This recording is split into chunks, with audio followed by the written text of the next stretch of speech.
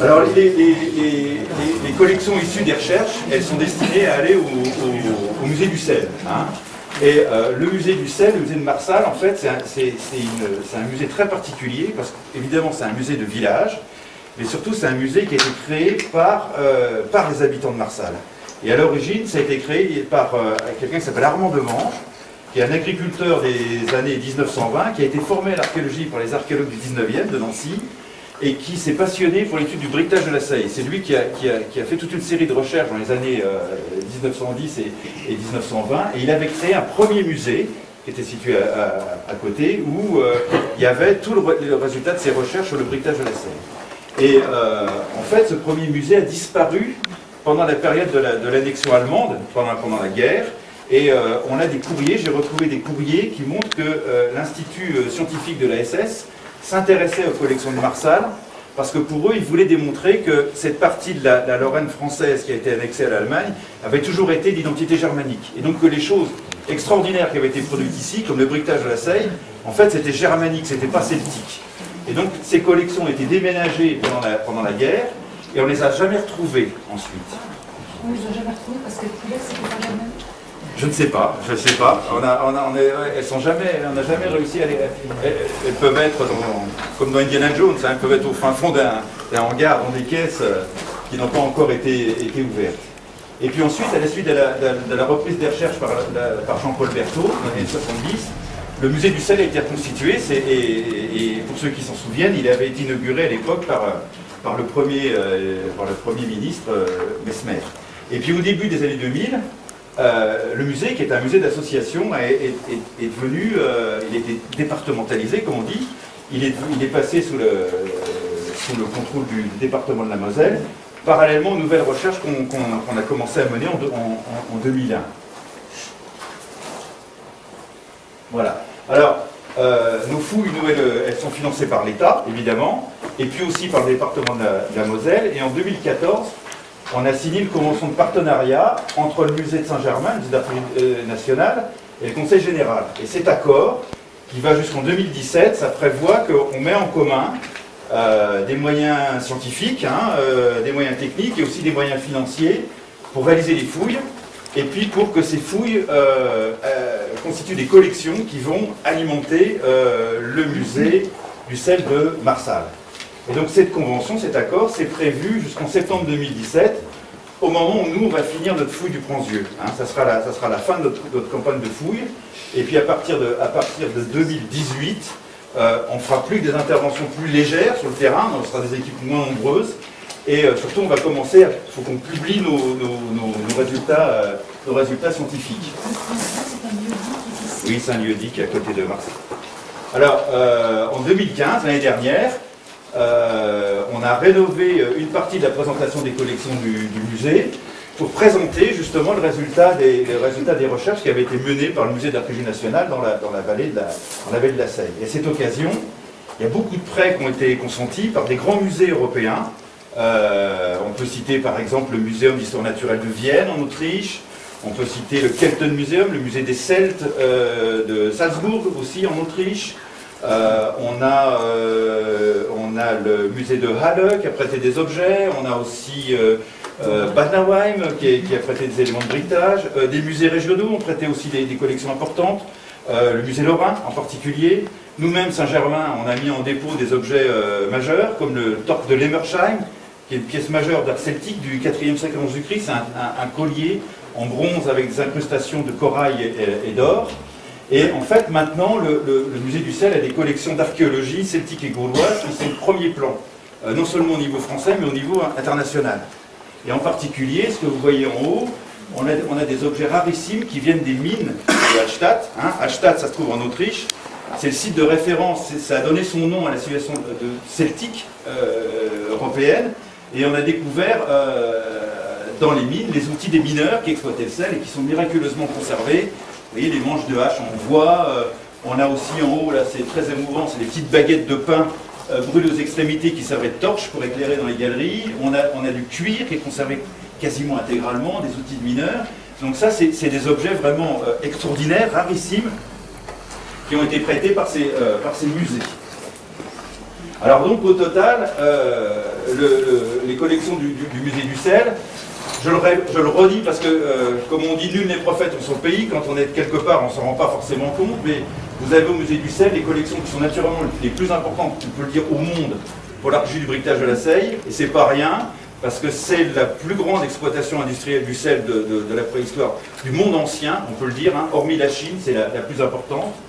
Le musée du sel, c'est aussi dépositaire de la plus importante collection de bois travaillés d'époque celtique en France. Hein, vous en avez toute une série qui est présentée là, donc avec des objets uniques, hein, comme ce fond de baquet à saumure en bois, des cordes qui servent à tirer la saumure des puits, vous avez des bois travaillés, des petits objets, vous avez de la vaisselle de bois, et toute une série de pieux. Et puis, on ne sait pas, mais grâce à nos recherches, on a pu constituer la troisième collection numismatique gauloise, donc les monnaies gauloises de Lorraine, après les collections très importantes du musée lorrain de Nancy, du musée de Metz. On en a plusieurs centaines, qui proviennent toutes de contextes archéologiques, ce n'est pas des objets sans provenance. Et puis vous avez aussi, c'est un dépôt du musée de Metz, la fameuse stèle de Marsal, hein, qui est une stèle où vous pouvez lire le nom, là, Vicani Marosalenses, les habitants du vicus de l'agglomération de Marsal, qui est une pièce absolument unique. C'est une dédicace à l'empereur Claude, et dans le monde romain, il y en a deux en Europe, il y a Marsal et Amiens. Donc des objets absolument extraordinaires, en fait. Alors, malgré tout ça, il faut dire que le fonctionnement du musée du sel n'est pas à la hauteur des collections qu'il conserve. Et c'est absolument pas une critique vis-à-vis de l'équipe du musée qui se partage, vous ne le savez peut-être pas, entre deux musées, qui doivent travailler entre le musée de Vic-sur-Seille et le musée de Marsal. Ils ont une très grosse charge de travail, et le problème, c'est qu'il n'y a pas de conservateur spécialisé en archéologie pour s'occuper de ce musée. Ce qui est maintenant essentiel et urgent. Il n'y a pas non plus de personnel scientifique. On leur fait faire un travail pour lequel ils ne sont pas formés. Il n'y a pas de personnel scientifique qui peut assurer la conservation auprès des collections. Il faut des spécialistes pour ça. Ça s'apprend. On passe des diplômes pour ça. C'est des métiers, et c'est des métiers qui ne s'improvisent pas. Et le musée ne les a pas.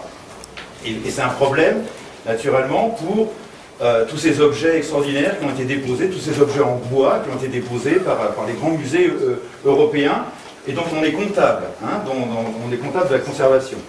Il n'y a pas de réserve adaptée aussi à la conservation des collections muséographiques qui sont fragiles. Et puis vous voyez que les bâtiments sont en mauvais état. Hein, il y a une grosse fissure dans la caserne haut. Ici, tout près d'ici, il a fallu étançonner le bâtiment. Ces bâtiments, ils ont besoin d'être entretenus, ils ont besoin d'être réhabilités. Et plus on attend, et plus les travaux qui nécessiteront d'être entrepris seront importants. Et puis aussi, c'est une chose qu'on peut regretter, mais il y a un découplage entre l'activité du musée et le problème des fouilles. Hein. Il y a une fête gauloise qui a été réalisée il y a le week-end dernier. La fête gauloise a été réalisée sans concertation avec les fouilles. Alors que je m'occupe du département d'archéologie gauloise. C'est bête, on aurait pu en profiter pour présenter les fouilles, pour ouvrir cette fête sur la reconstitution du sel, enfin, etc. Donc il y a un souci, en fait. Et les collections sont en danger. Hein. Les collections sont en danger. Ça c'est les locaux dans lesquels sont conservés la collection des bois celtiques de Marsal, qui ont fait l'objet de restaurations très coûteuses au laboratoire Art Nucléaire de Grenoble. Il y en a eu plusieurs dizaines de milliers d'euros, et elles sont conservées dans un endroit qui est exposé à la poussière et qui n'est pas adapté. C'est un endroit dans lequel ces collections sont en danger. Hein, et ce sont des collections qui sont essentielles, et ça commence à se dégrader. Hein, vous avez là, dans la même réserve, des objets en fer, qui ont été restaurés aussi. Hein. Ça a coûté de l'argent. C'est de l'argent qui a été financé par les collectivités. Vous voyez, ça c'est un petit objet, c'est un objet d'époque carolingienne. Il y a la reprise de corrosion, hein, toutes ces petites écailles, c'est le métal qui s'écaille, et vous voyez les produits de corrosion qui tombent. C'est un objet qui est en train de se dégrader. De même que là, tous ces éléments, vous les voyez, sont en train d'exploser. Ils explosent parce qu'ils sont conservés dans des endroits qui ne sont pas adaptés à la conservation des objets archéologiques de cette importance-là. Alors, qu'est-ce qui va se passer ? La convention avec le département de la Moselle, ça va prendre fin en 2017, avec notre programme de fouilles. Donc après 2017, en 2018, on va se consacrer à la publication de nos recherches. Il va falloir qu'on écrive des livres. Je pense qu'on va écrire plusieurs livres sur les fouilles de Marsal, qui sont destinés à des ouvrages de référence. Et comme je vous le disais, on n'aura plus de grosses fouilles hein, pour le moment. Il faut qu'on digère toute l'information qui a été accumulée puis qu'on la transmette à la communauté scientifique internationale. Et le problème, c'est qu'est-ce qui va se passer avec les collections qui sont issues de ces recherches. Moi, si j'ai fait ce programme de fouilles ici, c'est justement pas pour que ce matériel exceptionnel aille à Saint-Germain-en-Laye. C'est pour que le musée de Saint-Germain-en-Laye aide les musées de la Moselle à se doter de collections de premier plan. Hein. Mais c'est pas envisageable de laisser les collections issues de ces recherches de continuer à se dégrader à Marsal. C'est pas possible. Hein. Et là, aujourd'hui, je tire la sonnette d'alarme. Ça ne va pas. On ne peut pas continuer comme ça. C'est pas possible. Hein. Et si rien n'est fait, eh bien, on n'aura pas d'autre solution que de reprendre ces collections. Parce que ça serait criminel de les laisser continuer à se dégrader. Donc si rien n'est fait pour que ça change, on finira par les reprendre, ces collections. On les reprendra la mort dans l'âme parce que je trouve que leur place est ici et pas ailleurs. Hein. Mais encore une fois, si leur place est ici, il faut s'en occuper correctement à la hauteur de ce qu'elle représente. Et si le musée déposait de ses collections, il perdra évidemment son label Musée de France. Et donc il fermera. Hein. Donc il y a un vrai souci par rapport aux collections archéologiques. Hein. Oui ? Mais tu as dit plutôt qu'il y avait un partenariat entre le Musée de France et le département. Oui. Dans ce que tu es en train de dire maintenant, est-ce que tu as identifié un responsable qui pourrait être soit l'État avec le défaut de subvention, soit le département avec les mêmes raisons? C'est pas un défaut de subvention. La question, c'est que le musée a été longtemps, Un défaut de budget. vous l'avez connu, hein, ça a été longtemps un musée associatif, et encore une fois, ça n'a rien de péjoratif dans ce que je veux dire là, avec des collections qui étaient des collections intéressantes, mais qui n'étaient pas des collections majeures. Maintenant, il y a des collections majeures, ça a changé. Depuis qu'on est là, et depuis le travail de Gabriel, il y a des collections muséographiques majeures. Ça veut dire que ça doit être un changement de mentalité qui doit se produire. C'est-à-dire que le musée de Marsal, on ne peut pas continuer à le faire fonctionner comme le petit musée d'association qu'il était. C'est pas possible. Laurent, Oui. je voudrais dire une chose. Ce musée associatif, il a été créé par les gens du village, comme tu l'as dit, grâce à la perspicacité de mon père et de Pierre Messler. On a géré pendant 33 ans ce forum associatif. Et notre gros problème, c'était d'équilibrer naturellement les budgets. Heureusement, on est tombé sur un homme exceptionnel qui s'appelait Philippe Leroy, qui a compris que si on voulait donner une dimension au musée, il fallait d'une part le départementaliser, mais engager des fouilles dont tu es le responsable depuis 2001. Ça fait 15 ans. Sur le plan politique, les choses ont changé. Et on se rend compte qu'aujourd'hui, que non seulement le département t'ignore, tu en as fait référence par rapport à la fête gauloise, mais il ignore complètement les associations culturelles qui ont été à l'origine de ce musée. Il y a une césure qui s'est faite, c'est-à-dire, moi j'appelle ça du parisianisme messin. Et aujourd'hui, la politique du département, on voit en filigrane, hein, comme ça profile, ils veulent se décharger du budget de fonctionnement, essayer de donner ça aux communautés de communes et se laver les mains sur le fonctionnement. Or, si on ne se bat pas, c'est exactement ce qui va se passer. Et à ce moment-là, le travail de 15 ans ne sera pas réduit à néant, mais on n'en aura pas profité. Rappelle-toi, en 2014, quand on est allé signer la convention à Saint-Germain-en-Laye avec Philippe Leroy, Gabriel Dys, Laurent Turner et moi-même, c'était l'objectif de Philippe Leroy de pérenniser ton action ici et d'avoir une dimension sur le long terme parce qu'il pressentait exactement ce qui allait se passer sur le plan politique. Donc, je pense que s'il y a quelqu'un qui peut aujourd'hui corriger le tir, ça ne peut être qu'un grand scientifique comme toi qui doit tenir le discours que tu viens de tenir devant nous, devant les autorités du département. Tu vois? Parce que nous, petites associations locales, on ne nous prend pas au sérieux. Or, sans le travail qui a été fait à Vic et à Marsal à l'origine par les pionniers du tourisme, il n'y aurait rien eu. Hein. Donc je pense que quelque part la balle est dans ton camp et que tu dois vraiment appuyer les demandes locales pour pérenniser ce musée qui est effectivement un musée formidable en milieu rural. Tout à fait. À la seule nuance près que moi, je ne fais pas de politique. Je suis un scientifique, je suis un archéologue. La seule chose que je fais, c'est que je montre que le patrimoine que vous avez, parce que c'est jamais évident, quand on est de quelque part, on a toujours du mal à se rendre compte que ce qu'on a est extraordinaire. J'ai tendance à penser que c'est mieux ailleurs, hein, que c'est plus important ailleurs. On a quelque chose, c'est pas mal, mais bon, c'est pas super. Mais tu as des arguments scientifiques. Vous avez là un truc extraordinaire, c'est ce que je montre depuis 15 ans. Et moi, mon boulot, c'est de transmettre. Hein, et je pense que c'est le travail de tous les hommes de transmettre. Hein, c'est le sens de la vie, hein, de transmettre. Hein, d'ailleurs, on en crève de ne pas transmettre quelque chose. Moi, mon boulot, c'est de vous le transmettre. Et là, je tire la sonnette d'alarme parce que je pense qu'il y a un virage qui a été pris, un tournant qui a été pris, qui fait que la pérennité de ces collections est en danger, la transmission de ces collections est en danger. Et nous, on souhaite plus que tout que ces collections restent ici. Et leur place est ici. C'est le sens de mon travail depuis 15 ans. C'est de faire en sorte que ça soit ici, parce que leur place est ici, et nulle part ailleurs. Mais encore une fois, ça implique des devoirs. Je suis désolé de le dire, c'est un patrimoine de premier plan européen, et en fait, c'est quelque chose qui vous appartient. Hein, là, du coup, ça a un sens politique, au sens res publica, la chose publique, la chose qui intéresse tout le monde. La culture, c'est pas un luxe qui vient après le reste, c'est un patrimoine qui est important, c'est le vôtre, c'est votre histoire, hein, en tant que Marsalais, Lorrain, Mosellan, ça vous appartient. Et je pense qu'effectivement, il est important que vous en ayez conscience, parce que c'est vous.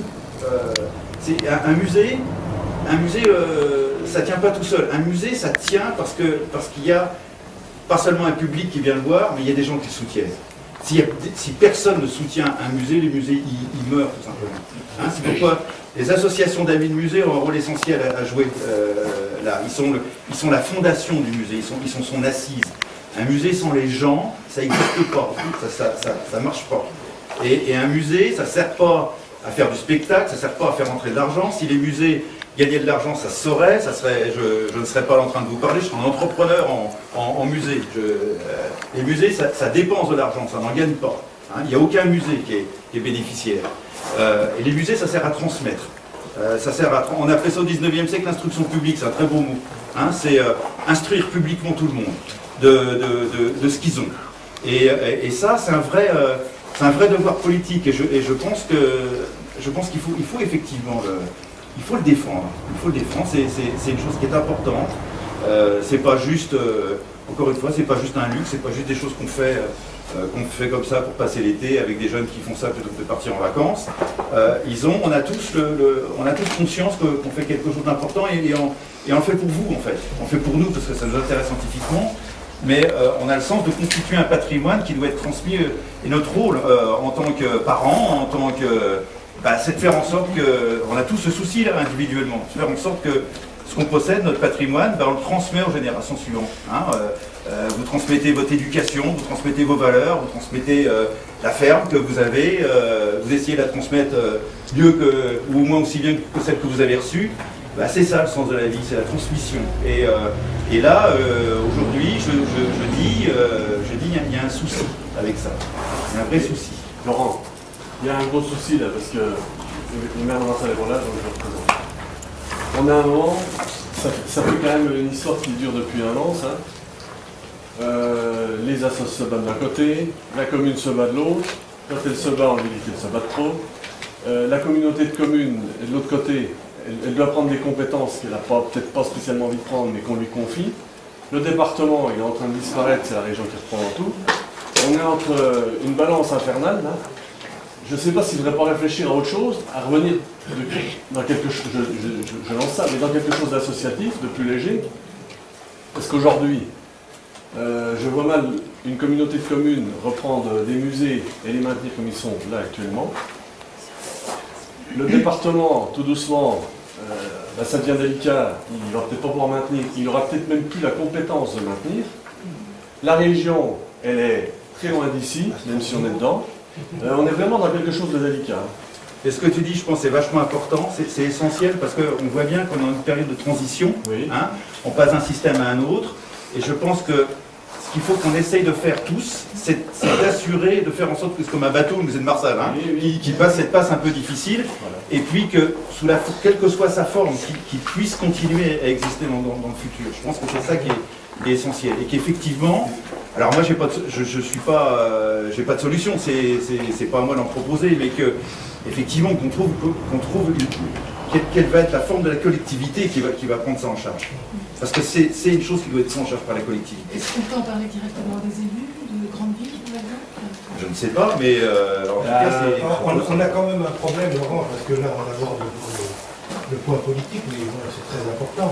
C'est que l'ensemble des acteurs culturels qui sont là, on s'est réunis en janvier en faisant un courrier à M. Galton et en lui disant qu'on était prêt à s'associer à une réflexion sur le long terme pour la pérennité du musée.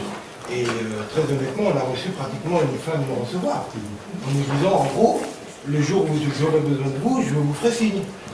Donc je pense justement que toi, tu as un rôle extrêmement important à jouer parce que tu as une certaine neutralité par rapport au territoire. Oui, je mais en dois même l'avoir. temps, tu es acteur du territoire parce que tu es à la base de recherches qui ont été effectuées pendant 15 ans. Et je pense quand même que le politique, quelque part, quand tu parles, il t'écoute. Hein, Philippe Leroy, il t'écoutait. Je pense que les nouveaux élus doivent pouvoir t'écouter. Et effectivement, on doit pouvoir trouver une solution intelligente avec tous les bouleversements des collectivités locales, etc. Mais la région qui autrefois était à Metz, aujourd'hui elle est à Strasbourg. Hein. Il y a les Vosges entre. Bon, et puis il y a 5,5 millions d'habitants. Le musée de Marsal. Et là, pour la compétence, nous sommes voilà. Donc, je pense qu'effectivement, il y a une concertation à avoir, que tout le monde se mette autour d'une table, avec de la bonne volonté, mais je pense que ton appui est absolument déterminant. Ah, mais moi, s'il y a besoin, je suis évidemment prêt à... Je parle Je suis évidemment prêt à m'investir. Ce dont il faut avoir conscience, c'est que en fait, c'est une anomalie, un musée dans un village. Oui. Hein, les musées dans un village, moi j'en connais plein, hein, il faut aller chercher la clé chez la femme du maire, et puis on ouvre la porte, c'est plein de poussière, et puis on voit les vieilles vitrines avec quelques objets dans le poussiéreux. C'est ça les musées de village. Le musée de Marsal, c'est pas ça aujourd'hui. Et donc c'est une exception, le musée de Marsal. Et c'est une exception qui est justifiée par l'histoire de Marsal. C'est pas parce que Marsal est un village, c'est parce que Marsal a une histoire prestigieuse que ce musée existe, en fait. Et aussi parce que les chercheurs prestigieux, je ne me mets pas forcément dedans, je pense à mes prédécesseurs, se sont impliqués là-dedans, au guise de la sauvagère à Keune, en fait. Je pense que le musée de Marsal doit se réinventer. C'est facile à dire.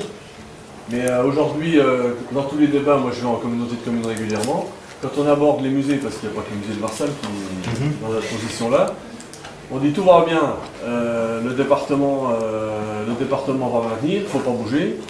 Après on voit que sur le terrain, ça diminue tout doucement, il va falloir se réinventer.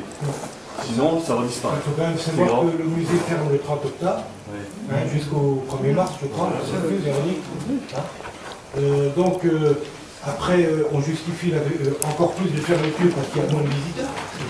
Il y a moins évidemment, de rentrées avec la boutique, etc. Donc, c'est le chat qui se mord la queue, jusqu'au jour où on dira, oh, bah, le musée, mais il ne reste plus que 3000 visiteurs. Je rappelle quand même que, pour la petite histoire, il faut savoir qu'en 1996, on a fait 16 000 visiteurs quand on était sous forme associative. Aujourd'hui, il y en a moins de 10 000. Hein. Il faut quand même le savoir, ça.